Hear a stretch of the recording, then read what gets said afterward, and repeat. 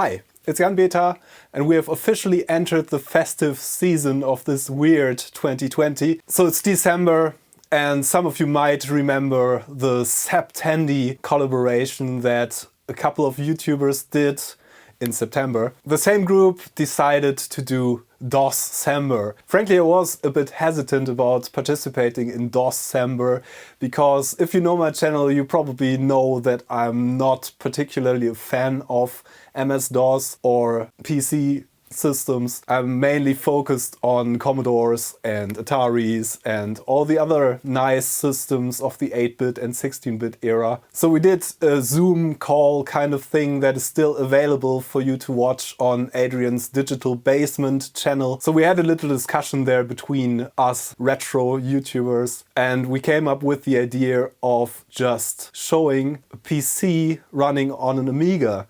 And as it happens, I had already bought an Amiga Bridgeboard card, which is basically a PC on a card that you can put in your large big box Amiga and have a PC running in a window. And I had one of those back in the day, actually an XT Bridgeboard, the first version of the Bridgeboard. And as I'm in the process of recreating my Amiga 2000 setup from back in the day, I got one already from eBay, but I haven't tried it yet. So I thought this is a good opportunity to do so. And that's going to be the video today. Me trying to get the A2088 Bridgeboard to work in my Amiga 2000. And if you're interested in other DOS videos or other retro YouTube channels that you might not know, I highly recommend checking out the video description because the DOScember participants are going to be linked there. And also there's a playlist of DOScember videos from the participants and also from some people who just use the hashtag DOScember. Without further ado, let's have a look at the Bridgeboard. Here's the A2088 card I was able to find on eBay. And yeah, as you can see, basically there's a whole PC on the card here. Has the A2088 processor, 512K RAM. These, I think, are controller chips. It has a EMU BIOS labeled chip here. That's a very basic BIOS. Most of the settings are determined by this little jumper on the board here. It also has a controller for disk drives. You can attach an external drive. You can use an Amiga drive, and it's going to work as a 720K PC drive, basically, which is a very nice feature.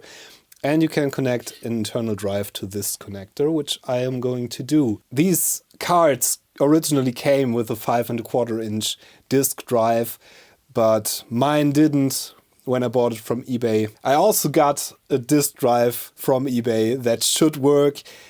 Supposedly this also works with 3.5" floppy disk drives, but your results may vary. Some HD drives don't work at all. I've read that for the 5¼ drives it only supports double density drives, so 360K drives. Some HD drives might work as well, but it's safer to have a lower density drive connected to this. I don't know if this works at all yet, so we are going to put this in the Amiga 2000 and see what we can get out of this. And I so hope this thing works still. This is an early version, I think, of the card, judging by the silk screen and the solder mask here. It looks exactly like the first versions of the Amiga 2000 that came out, the original Braunschweig, Germany versions. These cards, as well as the Commodore PC line that they actually had from the 80s, was developed in Braunschweig.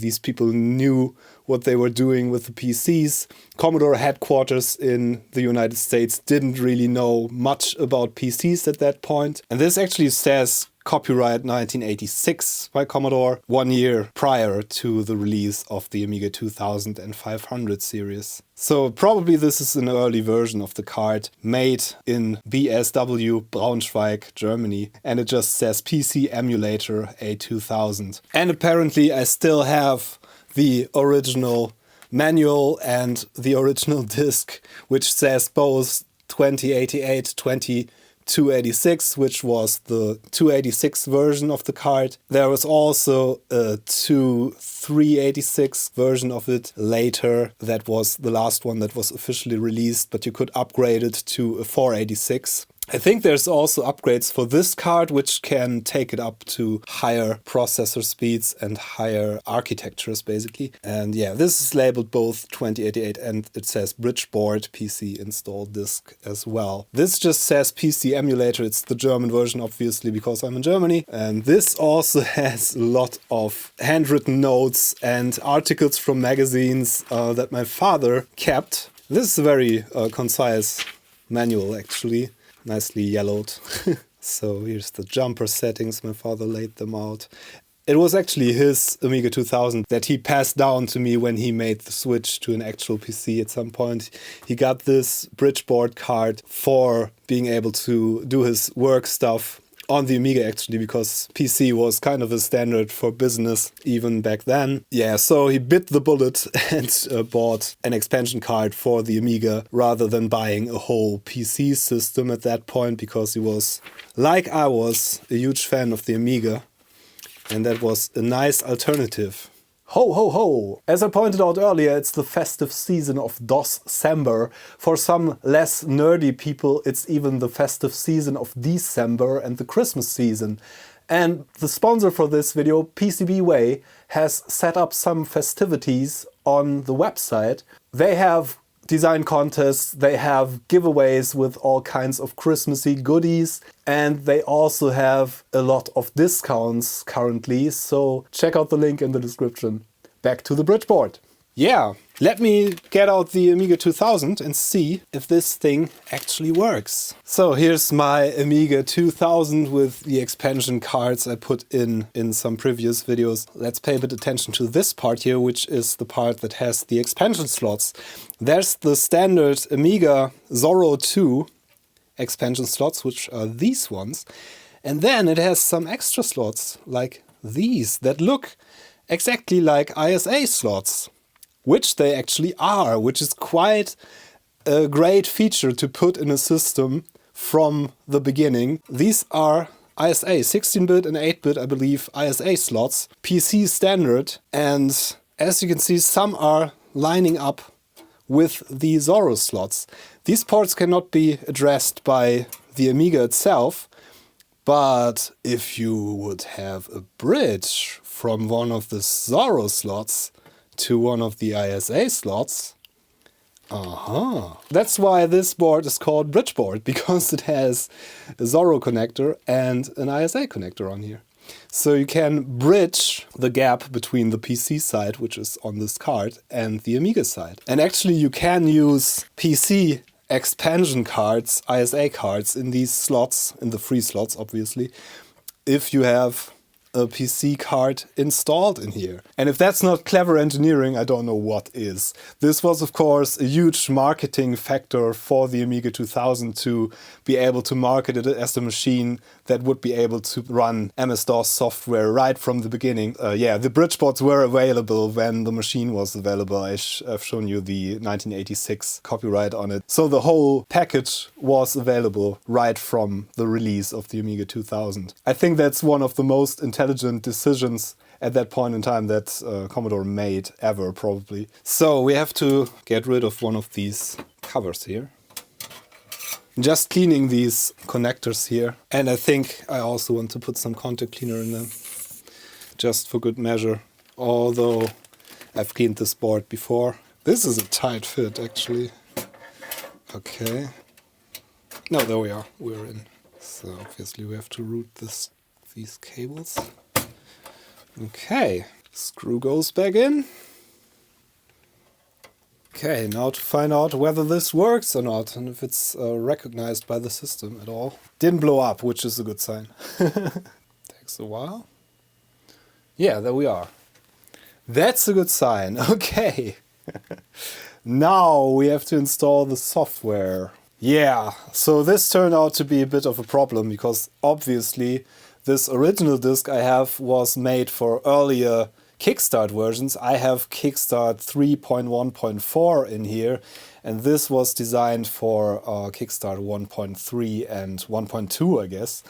So yeah, at that point, 1988 is the date, so it was probably aimed at Kickstart 1.3, which was the most recent version back then. However, there are new versions available online, and I managed to download the latest version for these cards that Commodore released, and they renamed it Amiga Janus actually. This is version 2.1 from the early 90s, and this is designed for Kickstart 2, so chances are that it's going to work on Kickstart 3.1.4 as well. We're going to find out. What about README first? Should always read READMEs. Okay, this is for A2088 is the one we have, the XT Bridgeboard. Yeah, there's also two AT versions, as I mentioned previously. First step in using your emulator is to install the hardware. We did that. Follow the hardware instruction section in your user's manual. When you have installed the hardware, move on to the software installation subsequent sections in the manual to use your emulator for the first time. If you find a bug. Okay. Yeah, so we installed the hardware. Let's try the software installation. Hope this is going to work. I've read quite some adventurous stories about this online, so cross your fingers. Okay, expert user, of course. Proceed. Install for real. Working on installation. Does your system have separate boot and system partitions? No. The boot partition is the system partition. It's unable to find the Bridgeboard hardware. Okay, can we proceed anyway? 2088. Yeah, it has all kinds of extra tools that you can start optionally. I could use the German, Deutsch version, of course, but for you, I'm going to install the English version. This will update your existing Janus software. Yeah, I already installed the previous version when I tried to figure it out. And we're just going to overwrite it, I guess. Insufficient free space. Okay, so I guess we have to copy the files over by hand, because in our weird system with the new Kickstart, it's not working correctly. So I'm just dragging the PC and the expansion folder to my boot drive, which I guess should be enough. So now we should have the new Janus software in the expansions folder. Yes, that's the library that's used for the PC stuff. Let's see. These are the emulators that you run on the Amiga side. Let's see.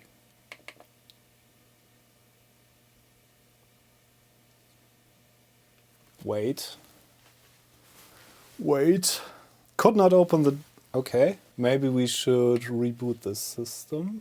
After tinkering with this machine for quite some time, I actually decided to try and put a 2.05 Kickstart ROM in there for now, and also disable this huge hard disk, which seems to cause problems. I'm using a CF card, 256 megabyte, I think, to boot from now, and I'm going to do a fresh install of Workbench 2.0 because that was what I had back then, so it's going to be even closer to the Amiga I had. I know that the software for the PC card worked on that version, so yeah, let's just try that. Yeah, I'm probably going to have to figure out if and how I can make this work in 3.1.4 at some point. I'm now in my fresh Workbench 2.1 apparently install, and I'm just going to try to install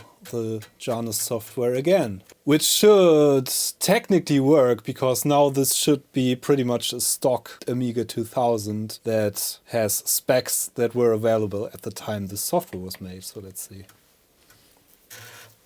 Let's just hope for the best. Yay! And now it seems to have detected the hardware, the Bridgeboard. So yeah, I guess my hard disk was just too large for this to work for whatever reason in combination with the new Kickstart ROM. So this seems to work as it's supposed to be. The install procedure will now set up part of your Amiga hard disk as a PC hard disk drive. This mechanism is known as an auto-boot virtual drive. Okay. File A boot control. If you continue, then we will destroy an existing auto-boot virtual drive. Do you want to continue? Yeah, I'm just going to proceed. Proceed. 10 megabytes. It's going to be fine. Drive C. Proceed. Proceed. Let's see. These cards have all kinds of issues, especially if you have expansion cards in. There's only so much address space for the Zorro 2 slots. And if you have too much memory, for example, I think this card only works in configurations which have, I think, 7 megabytes of expanded mem. And I have 6. Do you want your auto-boot virtual drive protected from deletion? Yes. Default value for add buffers is 20 buffers for each megabyte of the auto-boot virtual. Do you wish to use the default? This will use approximately 10K of Amiga memory. Yeah, we have plenty of memory. Yes, proceed. Do you want to install Enforcer CPU? Yeah, let's just do that. Oops. Okay, we got an alert there. Hope it still continues. Installation complete. General software can be found in your sys PC drawer. And the system just crashed completely. Okay, but fair enough. We should have finished the installation. Let's see what we get after the reboot. This is kind of flaky, I'm sorry. Yep. Doesn't work, so we have to do that again, I guess. So I fiddled with this for quite a bit longer now, and I wasn't able to get it to load the modern version of the software, but I was able to boot the original disk I had and was able to start the PC window, the color version of it in this case. And this is what we get. We at least get a cursor, and it reacts. Ooh, okay. Structure not found. It somewhat reacts to key presses. Press any key to continue. But it's clearly scrambled and garbagey. So we might just have an issue with the Bridgeboard itself. I guess what I'm going to do is to remove it and to have a closer look and see if we can see anything. These garbage characters might hint to a RAM fault, actually. But it might also be that we just have to reseat some of the chips or something like that. But at least that's something. The boot up process crashes because the card can't be initialized correctly for the newer software, for whatever reason. Maybe the older software handles errors in a different way. Yeah, this is what we get so far. It's not very convincing, but we're going to see. Okay, so I just went in there and reseated some of the chips, just pressed on them slightly to try, and rebooted, and we got a clean boot up at least. So let's see what the PC Windows software says. I'm going to start PC color because the Bridgeboard is jumpered to start in color mode. And we at least got something. Couldn't open Janus library. What's the matter with this thing? That's really odd. But at least we got a clean boot up. Let's try the old software again, I guess, and see if that gives us better results now. Okay, now that says couldn't find library 2. Well, we get a different fault when I do things with the Bridgeboard, so probably it's a good idea to take that out and have a closer look at that.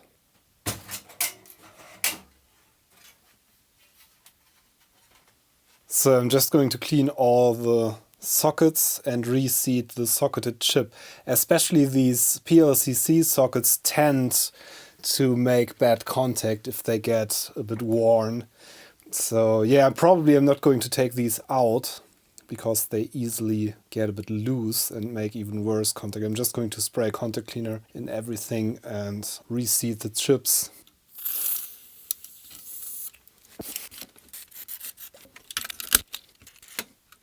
They look really clean though, so yeah, I don't know if that solves anything.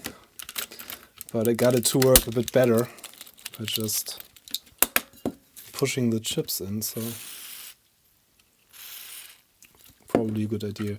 This is, by the way, this is it's just a cleaner, not a contact cleaner that has lubrication, like the stuff I often use. Yeah, these were a bit loose, actually. So this should just evaporate now and leave no trace behind. Hopefully some of the dirt could be washed away, basically. By the way, this seems to be a Ref2 artwork 380757 board. I think there's at least a Ref3, so I don't know if there's a Ref1. Still think this is a rather early board. There's a lot of botch wires going here, and I'm just going to quickly check if they make contact. That's something that happens, and it happened to me before on my Commodore 128. But these seem to be fine. They don't run across any spiky bits here. So there's 4 capacitors on this board also, but I'm not going to do anything with those yet. Let's just see if this works. Maybe now, after cleaning it and reseating the chips. I'm also going to put it in the left slot that is suitable, because that way we're going to have another Amiga expansion slot. If we put it in the right slot, we have one more ISA slot freed up. So let's see if this boots up with an error again, or if it just boots straight to the workbench. Okay, booted without a fault, which is a good sign. Let's see if we get the PC side of things to work. Hopes are quite high that this is going to work. Let's see, PC color. No, it says we can't open the library again. Hey, look at that! We have a result! I just rebooted this and kind of handled the card again. Now we have the startup picture as it's supposed to be, actually. That's the BIOS of the PC emulator. This doesn't have any options you can really change from this side of things. But it has all the RAM. It says drive A bad. That's clear because it's not installed, obviously. And it throws me an error. And it shows me the Janus library version. Yeah, this is how it's supposed to work. And now we have a PC in a window. We can actually have 2 separate displays at once with this and all kinds of really neat stuff. That would make sense if this was a slightly more powerful PC, I guess. Let's see if the keyboard works. Yeah. Press F1. And it does work indeed. So this works. The card is okay. It's just some sort of intermittent problem with the contacts, I guess. Interesting. But I'm quite happy that we got it this far at least. So the card is not completely trashed. That's pretty nice. So we should now be able to install the drive and connect it. And hopefully that drive works and we can do something with this. Pretty sure this should work with Kickstart 3.1.4 as well. I thought it was the Kickstart that maybe was incompatible, but it clearly was some fault with the card. So the contacts were just worn out or dirty, or they didn't make good contact. Okay, let's put the drive in, I guess, and see if we can actually start some software on the PC side. So here's the drive that I found on eBay. Supposedly it works. I hope it does. It very much looks like the drive that came with the board originally. As I said, I had the original board in my old Amiga 2000, and this was what it looks like just a pretty generic 5¼ inch drive. This is a 360K drive, so it's the double density disk drive, not the high density stuff. And it came with these brackets that don't fit the Amiga, so I'm going to have to remove these.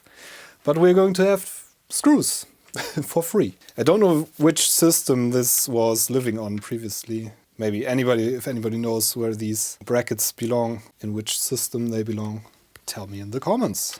As I said, I'm not a PC person. But I still enjoy old PC hardware and tinkering with systems and building things and making them work and stuff like that. So I think what I want to do... Oops, this lifts the whole... okay.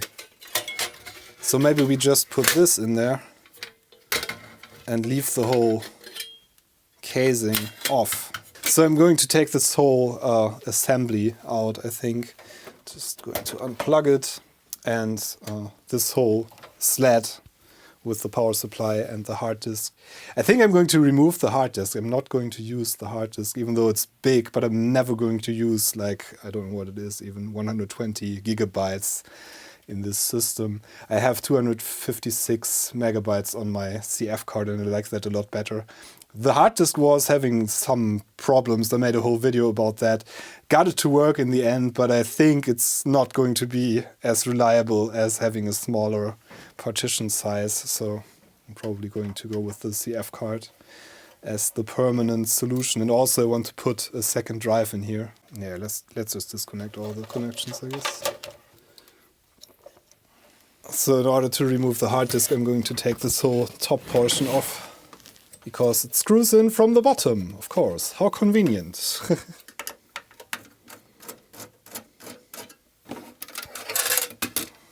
This should just slot in here. But it doesn't fit with the bracket, so we're using it without it. Yeah.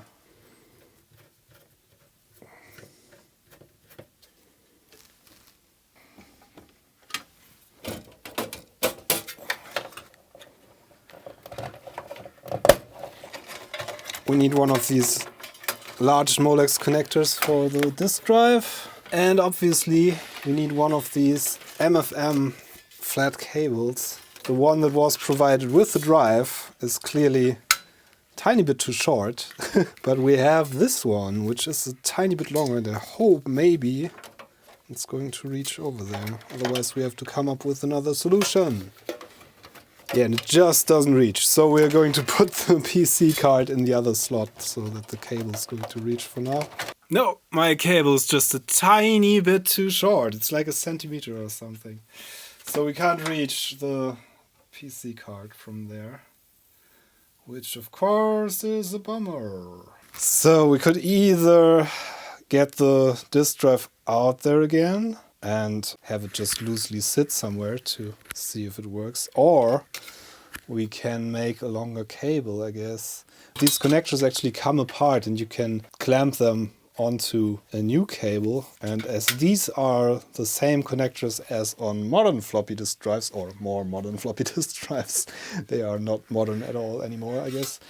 We could possibly find a longer cable that I might have and just put this edge connector on one end. So here's what I found. This is a longer cable than the one I tried by a lot. It has another connector in the middle, but that shouldn't be a problem. I think this is still just connected through. It is one of the twisted ones, so for 2 drives in a PC.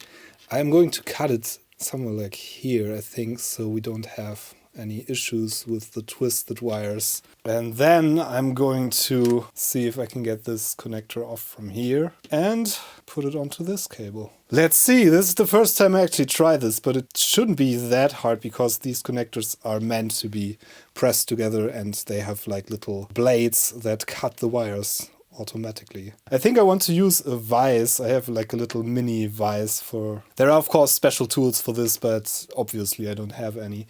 Could try to get away with using like a pair of pliers, but I don't think this is going to work. The vise is going to have a straighter grip on this. So let's try that. This is where it gets interesting because I've never done this. But this comes apart rather easily, I think. Yeah, basically just lift it out now, and yeah, the cable just comes out. And put it in here. Yes, okay. So we want our pin 1 to be here. So there's one side of this part where the cable slides in rather easily, the other side has smaller holes, and then we just have to press the 2 together, I guess, and these blades are going to cut into the wires in the correct positions. And pin 1 should be on this side, I suppose. Yes, it definitely is on this. I think I want to clamp this together with a vise. Okay, I think this should work rather well. Let's find out.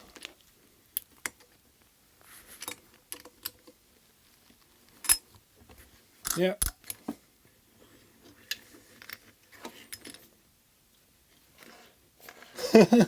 Okay, looks like we have just made the cable we needed. I shall do that more in the future. What a useful thing. I guess we should measure if this actually worked. So, I hooked up the drive. The cable, this side is coded, so there's a little bar, so you can't plug it in the wrong way. And on this side, pin 1 faces upwards. I also connected the little speaker that actually came with my card, which is like a standard little dynamic speaker, as you had in PCs back in the day. So let's see. In theory, this disk drive should initialize on boot up of the Amiga if it all went right. There we go. Let's hope for the best. Hey. Okay. And it seems the PC task just started on boot up as well, because it already was there. It already did the memory test and stuff. That's a bit weird, but it seems to work. And we get a boot disk failure because we don't have a boot disk in there. Whew. Okay, let's put a boot disk in. And I have this assortment of PC floppy disks that are actually from my old Amiga. These were some of the disks that came with the A2088 card. System disk, MS-DOS 3.3.0 actually. Let's try the boot disk, I guess. Let's put that in there. Push the space bar. And it's reading something at least. The drive is pretty loud, but it's an old drive, obviously, and I didn't lubricate it or anything. And we're actually in MS-DOS 3.3.0. We're in MS-DOS on an Amiga. Yeah, we still have our workbench in the background here. And this is what always blew me away, because you could just literally multitask on the Amiga and have the PC running in the background. Obviously, it is kind of a separate system in the system, but it's kind of amazing. And you can copy and paste across and things like that. So this was a really useful thing for people who actually worked with PCs at the job maybe and had an Amiga at home, just like my father did. This is awesome. Yeah. There we have GW Basic, full size. Can have the window borders go away, and this looks much more like an actual PC now. Okay. That's neat.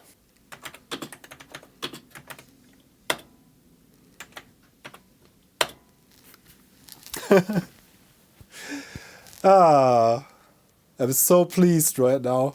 Nice. Let's reset the PC. That should work with Control-Alt-Delete, just like in an actual PC. Yeah, there we go.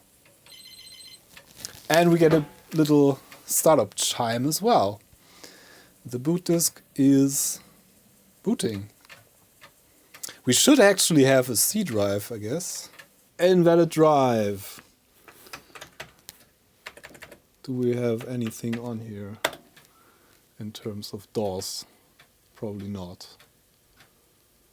Oh, okay, F-disk. Okay.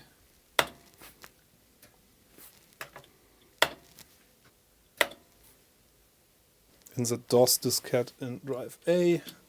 Oh, and after a manual restart, we actually have our C drive. So the F-disk command kind of worked, it just didn't restart.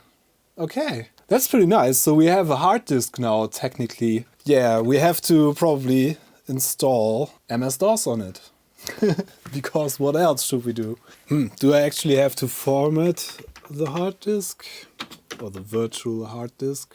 Oh, I think I can actually use... don't know if that's a thing in DOS 3.3, but I think if I can find the right key, I can use the S option and it's going to put the system files on there, probably, hopefully.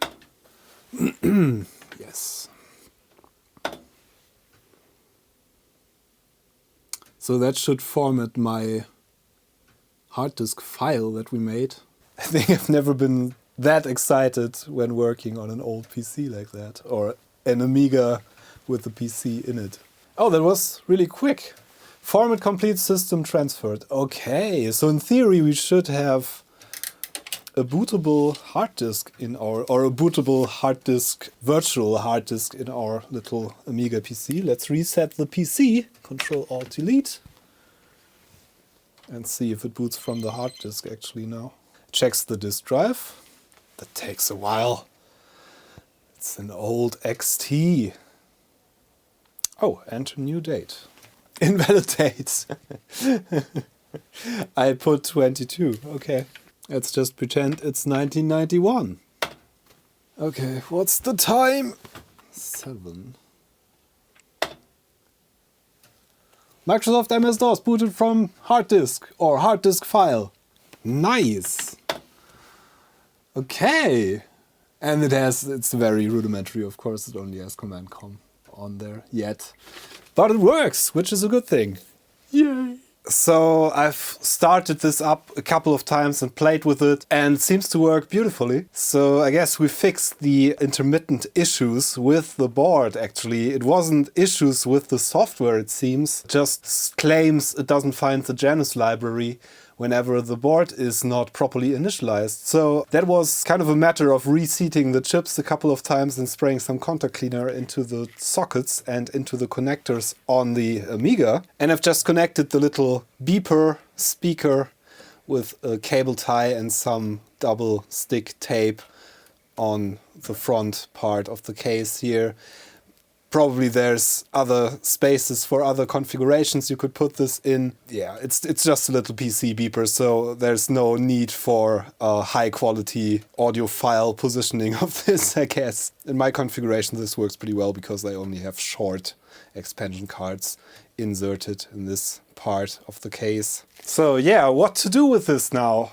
Now that I have a running PC system in my Amiga 2000, which is kind of hilarious. And it's kind of useful, and it's not that I'm a huge fan of DOS, but I kind of like this. Yeah, of course you can run Office stuff on this, and there are also some rudimentary games. But one thing in particular that I wanted to try, and I also mentioned that in the little roundtable video that we had to start off DOScember. Yeah, Planet X3 is actually a game that was made, I think, last year by David Murray, who most of you might know as the 8-bit guy. And David was kind enough to provide the game to those of us in the DOScember crew who wanted to run the game on their hardware, because the game is specifically aimed at being usable on like low spec machines and old machines specifically. And this is like the most basic XT flavor you can find with 512K. It has support for Hercules graphics and for CGA, not much else I think. It should be perfect to run this. I downloaded the game from the link he provided, and it was a zip file that I could extract without any problems on my modern PC. I transferred it to this 720K double density PC floppy disk using my Amiga 1200 actually, which has a version of Cross-DOS pre-installed in the Amiga OS 3.1 that is installed on there. It was actually a separate package you could buy from a separate manufacturer, but Commodore decided to include it in later versions of their operating system, which is very handy for transferring stuff. I made a whole video about that. The problem is that, yeah, the PC drive on this system currently is a 5¼ inch. There's a very easy workaround for that, actually. Let me show you. So you might have noticed when I filmed close-ups of this that the Bridgeboard actually has another connector on the back of it. And that's for connecting an Amiga external disk drive to the Bridgeboard, and that acts as a 720K PC drive for the Bridgeboard PC. You can't use it to boot from it actually, it's pre-configured as drive B, and I haven't found a way to make drive B the boot device, but it is going to be useful to transfer files and to probably run the game from disk. And it's definitely a very useful thing for transferring stuff and for just having a 3.5-inch floppy disk drive on your PC. Or on your emulated PC, which really is a PC on a card in this case. Yeah, nice work, Commodore. I have to say, that's a really useful feature. Let's see if it actually works. So, I actually have a very period-correct A1010 drive here, which you have probably seen in some previous videos as well. And yeah, these were the drives that were originally made for the Amiga 1000, the first Amiga, and they were sold, I think, until the end of the 80s, basically. So this is very period-correct for the board. Let's connect it and see if it actually becomes a PC drive. This drive can't be accessed by the Amiga side of things now. It's purely a PC drive that's directly connected to the PC. So I think it should give us a startup, like a spin up on startup, like the 5.25-inch drive does too. Yeah, there we go. Okay, now this should be drive B. I'm inserting my disk. Let's see. Okay, that actually recognizes the drive. Okay, there's our Planet X3. Okay, after another round of contact cleaner, I really have to do some work on this card, I guess. And using another external drive and using the 360K disk file, I managed to make another Planet X3 disk, and I was able to copy it to the hard disk. I am now in the Planet X3 directory and should, in theory, be able to start this game. Okay, let's choose CGA 320 by 200, 4 colors, because that should be, yeah, the best option we can choose here. Option 1, PC speaker, of course. And there we go. Okay. This is actually pretty amazing. Yeah, seems to work fine. Nice. Start game. We still have the telltale Amiga mouse pointer here.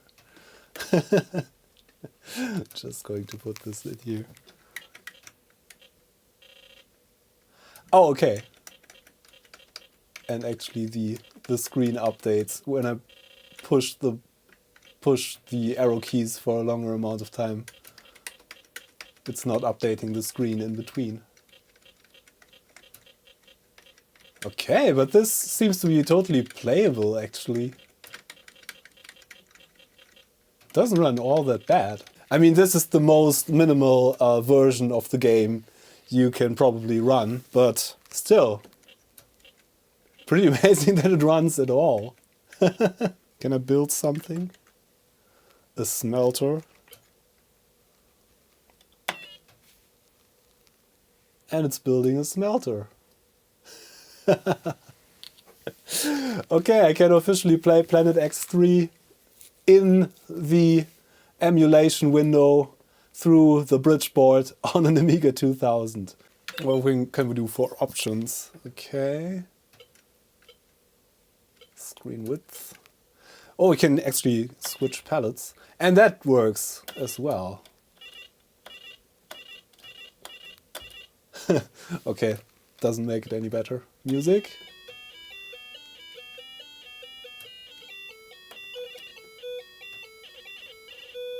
Please do not press this button again.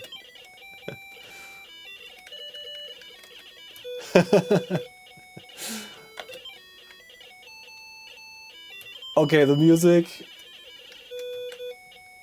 I don't know if that's how it's supposed to sound.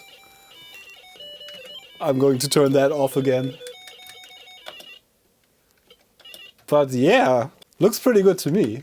Yeah, the screen update rate is probably a lot better on a real screen, but you could technically connect a graphics card, an ISA graphics card, and have a real CGA monitor hooked up to this. Yeah, so that's it for this video. I hope it was enjoyable, even though it was mostly me struggling to get the Bridgeboard to work at all. There's definitely going to be a follow-up to this where I try to make it work in a more stable fashion. I still had some glitches here and there. Thanks for your thumbs up, down, whatever you like, and your comments and your subscriptions. And special thanks to all the people who support my little channel here. Highly appreciated in these sour times. I hope to see you again on my channel sometime. Thanks for watching. I'm Jan Beta. See you next time. Bye.